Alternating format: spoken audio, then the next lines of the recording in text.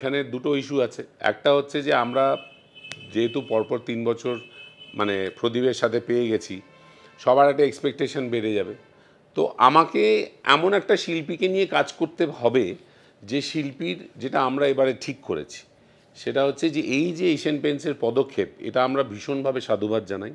এবং আমরা এবছর যদি প্রদীপ দাসকে না পাই, ডেফিনেটলি এমন একটা শিল্পীকে নিতে চাইবো যে কোনো দিন এশিয়ান পেইন্টস পাইনি, যে তার শিল্পকলাটা আমাদের এখানে দেখাতে পারবে এবং আমরা সেই কম্পিটিশনের জায়গায় থাকব।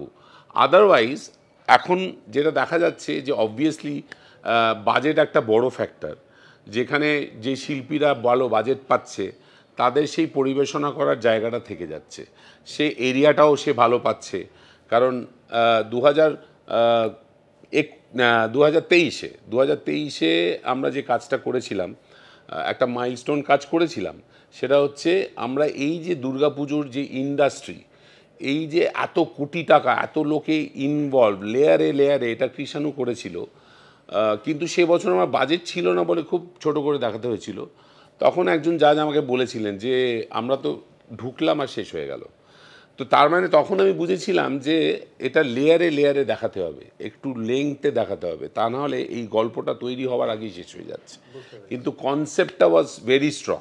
তার মানে হচ্ছে আমাদের যে এই 1 কোটি টাকার যে পুরস্কারগুলো রয়েছে, যেহেতু তাদের রিসোর্সেসগুলো অনেক বেশি থাকছে, তাহলে আমরা সেইভাবে হচ্ছে না যে কম্পিটিশনটা অ্যাকচুয়ালি 30টা পুজোর মধ্যেই হচ্ছে। যেহেতু তুমি বললে 30টা কোটি টাকার উপরের পুজো, বাকি যে নিচের পুজোগুলো রয়েছে সেই পুজোর মধ্যে কিন্তু কম্পিটিশন তাহলে আর থাকছে না। এটা কি ধরা যেতে পারে?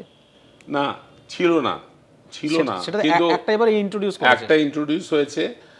কিন্তু আমি একটা কথা বলি, আবারও ভুল করছি।